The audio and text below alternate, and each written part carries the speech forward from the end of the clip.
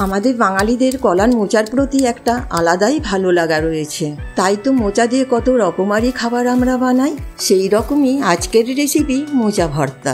গরম ভাতে মোচার এই রেসিপি সত্যিই অপূর্ব লাগে। শুরু করা যাক আজকের রেসিপি মোচা ভর্তা। মোচা ভর্তার জন্য একটা কাঁঠালি কলার মোচা নিয়েছি। এবার দেখে নিন এই রান্নাটির জন্য কলার মোচার খোলা কিভাবে ছাড়িয়ে নিতে হয়। প্রথমেই লাল খোলাগুলো আর ফুলগুলোকে ছাড়িয়ে ফেলতে হবে।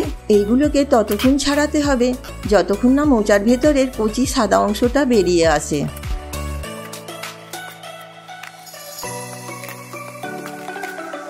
দেখুন এই অংশটা, এরপর আর ছাড়াতে হবে না।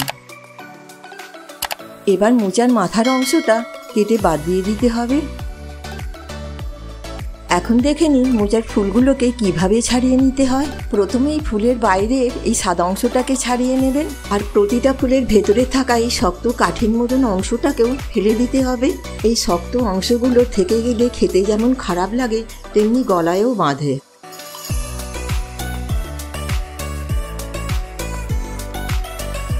দেখুন আমি মোচার সব ফুলগুলো ছাড়িয়ে নিয়েছি। নিয়ে নিচ্ছি 1 চামচ পোস্ত, যেটাকে আমি জলে ভিজিয়ে রেখে দেব। পোস্ত ভিজিয়ে রাখলে বাটতে সুবিধা হয়। গ্যাসটা জেলে একটা প্যান বসিয়ে তাতে বেশ কিছুটা জল দিয়ে দিলাম।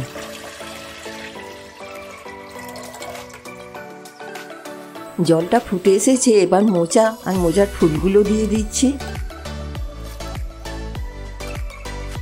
দিয়ে দিতে হবে সামান্য হলুদ। হলুদ দিয়ে মোচা সিদ্ধ করলে মোচার কালারটাও খুব কালো হয়ে যায় না, আর ভর্তার কালারটাও ভালো হয়। এবার হলুদটা জলের সঙ্গে ভালোভাবে মিশিয়ে নিয়ে ঢাকা দিয়ে দেব। গ্যাসের ফ্লেমটা মিডিয়ামেই রাখবেন, আর মোচাটা সিদ্ধ হতে বেশ কিছুটা সময় লাগবে।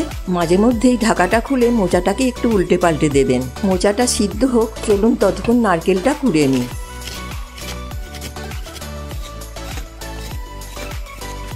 জল বেশ কমে এসেছে, মনে হচ্ছে মোচাটাও সিদ্ধ হয়ে গেছে। মোচাটা ঠিকঠাক সিদ্ধ হয়েছে কি না তা বোঝার জন্য একটা কাঁটা চামচ নেবেন, আর সাদা অংশে এইভাবে গেঁথে দিলে যদি সহজেই গেঁথে যায় তাহলে বুঝবেন ঠিকঠাক সিদ্ধ হয়ে গেছে। মোচাটা সিদ্ধ হয়ে গেছে, তাই জল ঝরানোর জন্য একটা ছাঁকনিতে তুলে রাখবো, আর ভালোভাবে ঠান্ডা হতে দিতে হবে।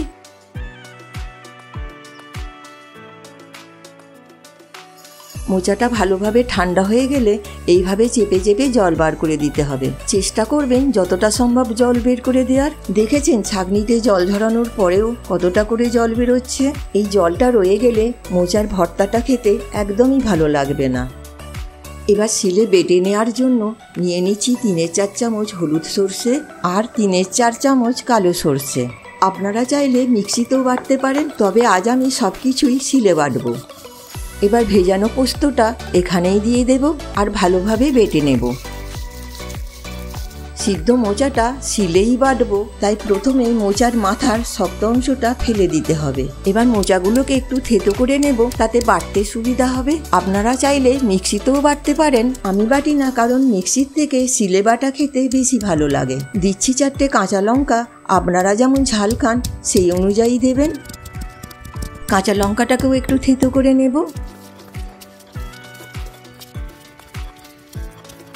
একই সঙ্গে দিয়ে দিচ্ছি নারকেল কোড়াটা। আমি এখানে হাফ মালার একটু কম নারকেল ব্যবহার করেছি। দিয়ে দিচ্ছি 1/2 চামচ চিনি, আপনারা এটা পরেও ব্যবহার করতে পারেন।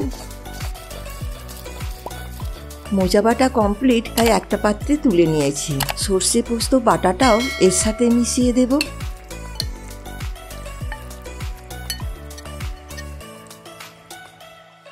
গ্যাসে একটা ফ্রাই প্যান বসিয়ে অল্প সর্ষের তেল দিয়ে দিচ্ছি। ফোড়নে দিচ্ছি 2 শুকনো লঙ্কা আর সামান্য কালো জিরে। গ্যাসের ফ্লেমটা লো রেখে ফোড়নটা কয়েক সেকেন্ডের জন্য ভেজে নেব। এবার দিচ্ছি পাতলা করে কাটা একটা বড় মাপের পেঁয়াজ। পেঁয়াজটা অল্পই ভাজা হবে, একদম বেশি ভাজার দরকার নেই। দিয়ে দেবো 1/2 চামচ থেতো করা রসুন। রসুনটা খুব অল্প সময়ের জন্যই ভাজবো। এখন দিয়ে দিচ্ছি মোচা বাটাটা। গ্যাসের ফ্লেমটা লোতে থাকবে। এবার মোচাটাকে ভালোভাবে ফ্রাই করতে হবে, যতক্ষণ না এর ভিতরে থাকা জলটা বেরিয়ে গিয়ে থকথকে ভাব থেকে টাইট হয়ে আসে। দিয়ে দিচ্ছি স্বাদ মতো নুন। মোচাটা আগের থেকে অনেকটাই টাইট হয়ে এসেছে, আর একটু নেড়ে চেড়ে নিলেই হয়ে যাবে। আজকের রেসিপি মোচা ভর্তা কমপ্লিট। আজকের রেসিপিটা কেমন লাগলো কমেন্ট করে জানাবেন, আর অবশ্যই বাড়িতে একবার ট্রাই করবেন। আর ভিডিওটা ভালো লাগলে একটা লাইক করে দিয়ে চ্যানেলটাকে সাবস্ক্রাইব করে দেবেন। আমার সমস্ত ভিডিওর নোটিফিকেশন পেতে বেল আইকনটা ক্লিক করে দেবেন। ভালো থাকবেন, সুস্থ থাকবেন। ভিডিওটা দেখার জন্য অনেক ধন্যবাদ।